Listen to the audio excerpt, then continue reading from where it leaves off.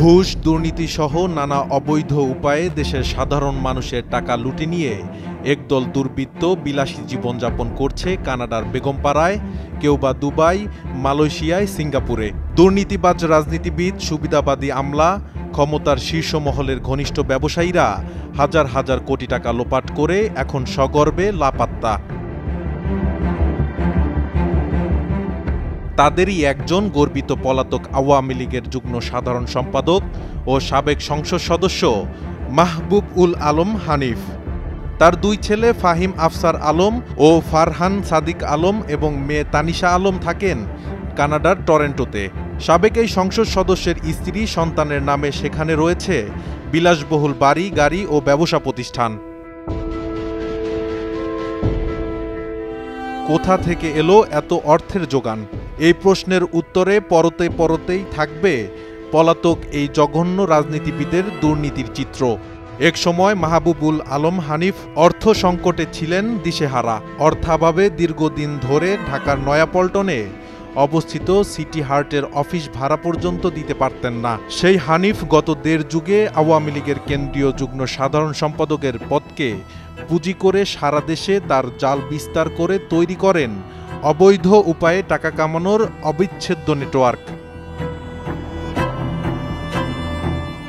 দলীয় পদ ছাড়াও শেখ পরিবারের সঙ্গে আত্মীয়তা এবং অঘোষিত ব্যবসায়িক পার্টনার হওয়ার সুবাদে ক্ষমতার দাপট দেখিয়ে তিনি বাগিয়ে নেন বিভিন্ন দপ্তরের হাজার কোটির টেন্ডার ও ব্যবসা বাণিজ্য। দলের অন্যান্য রাজনৈতিক সহকর্মীদের সাথে নিজের অবৈধ টাকা পাচারের র্যাকেট চালাতেন হানিফ। সেখান থেকেও কমিশন রাখতেন।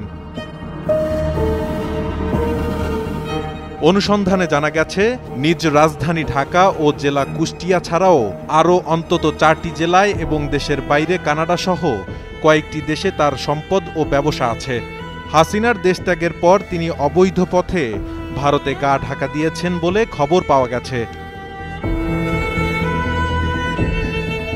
খোঁজ নিয়ে জানা যায়, কুষ্টিয়ার বালুমহল, হাটঘাট, সাব রেজিস্ট্রার অফিসে চাঁদাবাজি, হাসপাতালে খাবার সরবরাহ, মোটা অঙ্কের টাকা নিয়ে চাকরি দেওয়া থেকে শুরু করে হেন কাজ নেই যা নিয়ন্ত্রণ করতেন না হানিফ।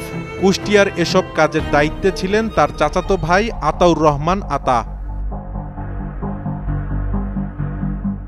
2014 সালের নির্বাচনের আগে একটি সাধারণ মানের গাড়িতে চড়লেও পরবর্তী সময়ে তিনি একাধিক দামি গাড়ি ক্রয় করেন।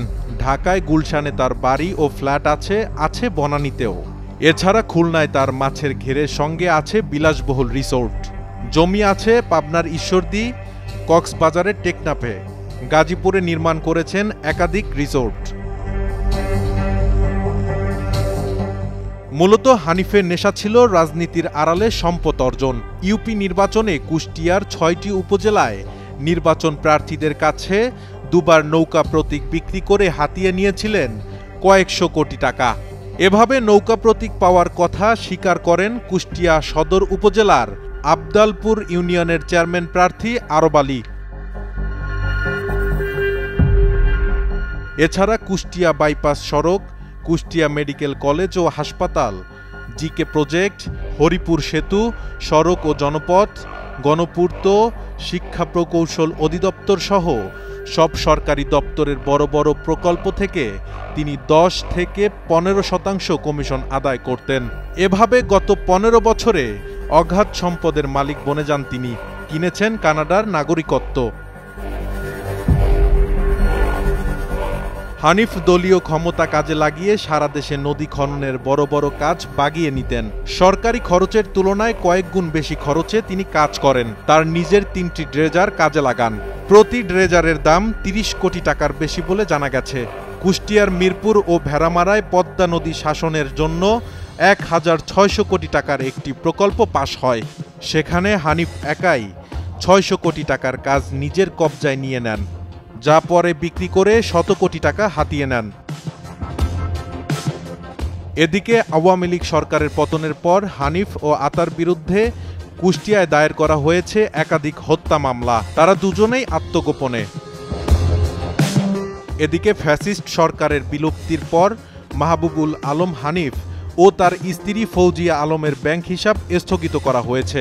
একই সঙ্গে তাদের স্বার্থ সংশ্লিষ্ট ব্যক্তি যেমন পুত্র, কন্যা বা অন্যান্য এবং তাদের ব্যক্তি মালিকানাধীন প্রতিষ্ঠানের ব্যাংক হিসাবও স্থগিত রাখার নির্দেশ দেওয়া হয়েছে। সরকার পতনের পর মাহবুবুল আলম হানিফের কুষ্টিয়ার আলিশান বাড়িতে হামলা করে দীর্ঘদিনের পুঞ্জীভূত ক্ষোভ উগরে দেয় ছাত্র জনতা। তবে তাদের একটাই চাওয়া, অন্তর্বর্তীকালীন সরকার যেন পাচার হয়ে যাওয়া হানিফকে খুঁজে এনে বিচারের সম্মুখীন করে, নয়তো তাদের হাতে তুলে দেয়।